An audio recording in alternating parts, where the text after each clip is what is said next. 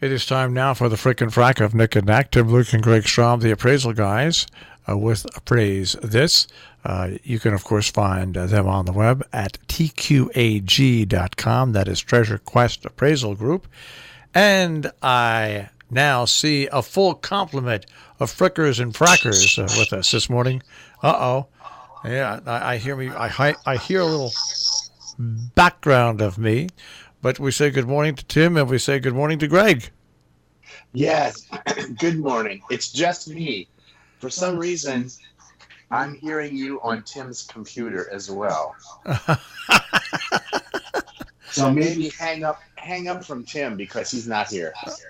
But I have hung up from Tim. He's no longer there. So, but okay. Let's see here. Let me see if I can find where Tim is here. Tim Luke. That seems to have worked. No, let's see here. I'm afraid to hit hang up here, but I'm going to try something here. Tim Luke. And yeah, it says Tim's not online here, so we should be okay. Are you there? I'm here. There we go. That's better. Wait 1 second here. Turn down the speaker on Tim's computer. That's what you can do. There. I just actually powered him down. There you go. Oh, my goodness. Technology, a blessing and a curse. Yes. At the same time. All right. So where's Tim this morning?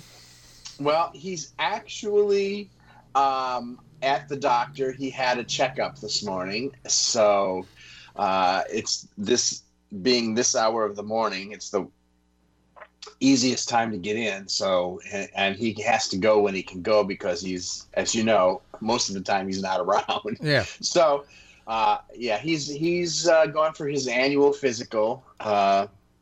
Make sure that he's strong enough to do these shows every week. So, well, give him our best. So, what's on your agenda for this morning? Well, this morning, a very interesting thing happened last week that we have been following up, and it came to fruition. Where a friend of ours, he's a very good wildlife photographer, and he was also the photographer for the New England Patriots. And he passed away several months ago, and so we got a call from his estate, his son from the estates, for us to do the estate appraisal. Well, we said absolutely, we would be honored to do this for you. And so we went to the site and we started looking around. And then because he was a fantastic nature photographer. He traveled all over the world, got amazing photographs, but it was an avocation for him. It wasn't something that he did as a profession. It was his avocation. So we did the inventory of everything and came back, and I started doing research, and it turns out that the photographs, because he never really had any auction records, he never sold them, he gave them away to people, and it turns out that I'm having a difficulty trying to establish values on these things. And it turns out that what we end up having to do is the value is going to come from the materials that were used to make it, as opposed to the intrinsic value of the photograph, the piece of in which they are certainly book worthy and certainly amazing photographs. But the photographs that he is taken for the sports team, different story, because those actually belong to the organization. So we have a little conundrum going on here. So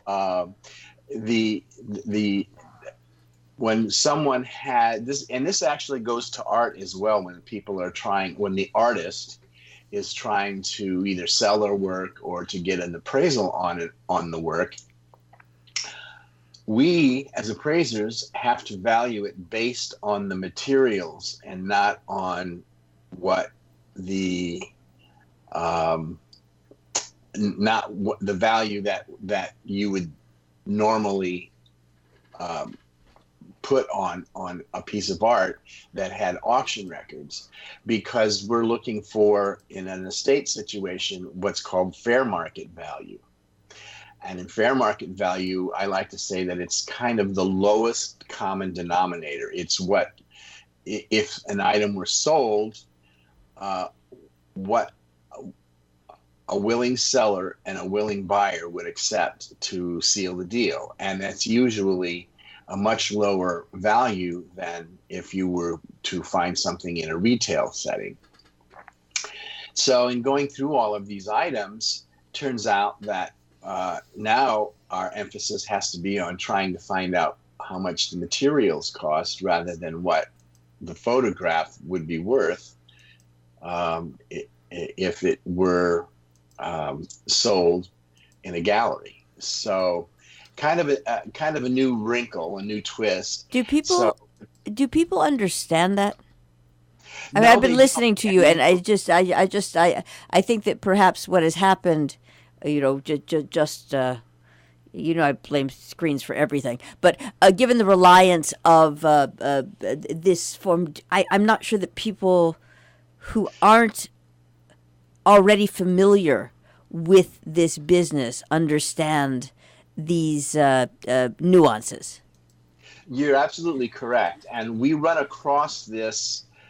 It doesn't happen a lot, but we run across this occasionally, especially if we are doing an appraisal on, let's say, okay, Joe, let's say that you have painted, you're an artist, and you painted this amazing piece of art.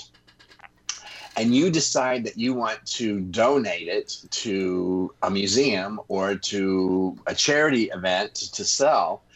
And in order to do that, you want to have an appraisal. Well, we can't, just because the artist says that this would sell for $100,000 in their gallery, doesn't mean that's what it's worth.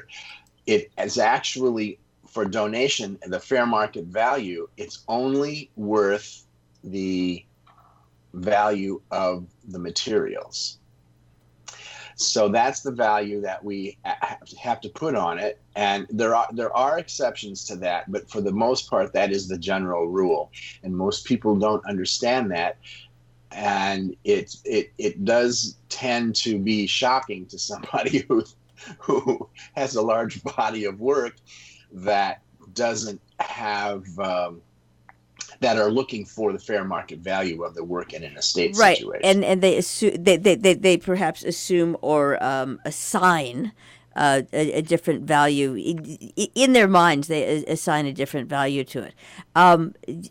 The other thing that a lot of just doesn't get focused on, understandably, until you come across it, is that very well-known artists or craftsmen or whatever have been known to have bad days, and sometimes their bad days, the output on those bad days makes it onto the market just because of who they are. Yes. And so we've actually experienced that. It's funny you should mention that, because this has actually come up in this particular appraisal, because we were trying to look back in our files to find a similar situation, and it turns out that we did have an artist who lived here in Palm Beach and had a vast output, warehouse full of canvases and sculptures. And it turns out that the warehouse full of paintings were not really valuable at all. They were, it's one of those where you say he had a bad day. Well, he had a bad warehouse full of paintings because it was not his normal medium. So it turns out that all of these, the painting, we ended up using that as part of our justification for, because they belong to the to the artist, and the artist the family estate was trying to surmise what the value of these would be if they donated them. So it doesn't happen often, but when it does, you have to really be careful how it's handled, because you don't want to minimize the talent of the artist, but then again, the IRS doesn't really care about the talent of the artist. They only care what you put on an item for estate purposes. So there are guidelines that we have to follow, and I say, not often, but we are following those guidelines for this particular job. And the guidelines exist. And if anyone, for example, watched the Kentucky Derby at the weekend, I'm still torn, by the way. I get it, but you shouldn't. You can't. Those are guys. You can't be torn. There would have been a mass disaster had those heels clipped and 4 or 5 horses went down, and it's a decision that had to be made. There's just no way. However, as a very well-known trainer said today, without taking a position, or yesterday, whatever, because the owner's having his say as well. I have to say, great sportsmanship though on both sides. Yes, and I was very impressed by that. I wish other sports would take heed. What the trainer said was, you don't call an objection in that race. It's a scrum. It's always a scrum. You just don't.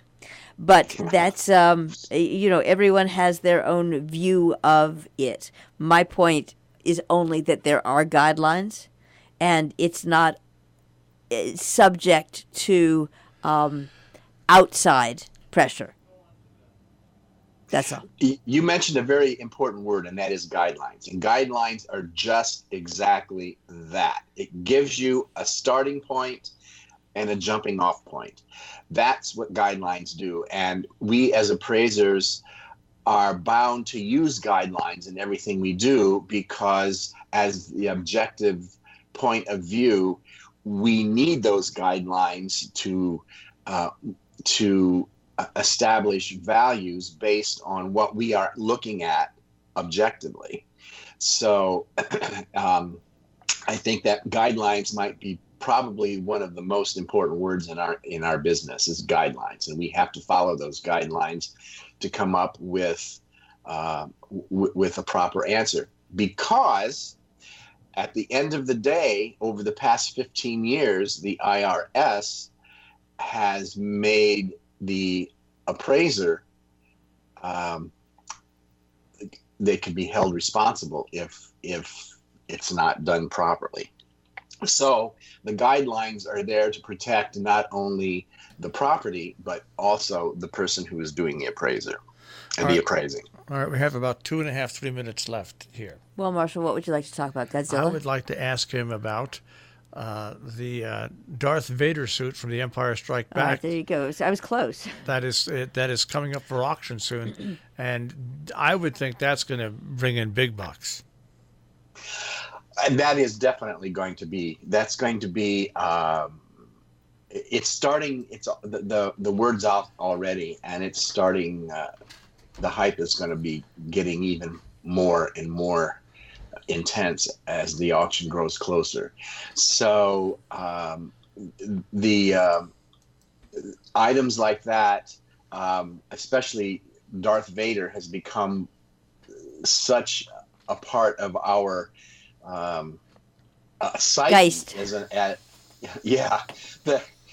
I like that word better, actually. That when anything comes up, especially if it's Darth Vader, anything original from Darth Vader, it's going to just blow through the roof. Yeah. And we're going to follow that so closely, because whoever gets that, that's going to probably be, I have a feeling it's going to be up there with well, I don't want to say it with the Marilyn Monroe dress, but it's the possibility exists that it could be up there, and it's going to be a piece of Americana and the American collectible culture forever. All right. Well, we are out of time now, but tell Tim we hope that his physical turned out okay. Hey, and by the way, I'm hitting the links for the first time since January because of the my little leg issue. Today, I'm gonna start at the driving range and see how it goes. So I'm back. Don't rush it. That's all I'll say. All right. All right, Greg. Take care. So have a great week. All right, you take too. care. Thanks. Bye now. That is Greg Schraub, one of the frickin' frack of Nick and Knack. Appraise this here on Robin Hood Radio. You'll find them at tqag.com.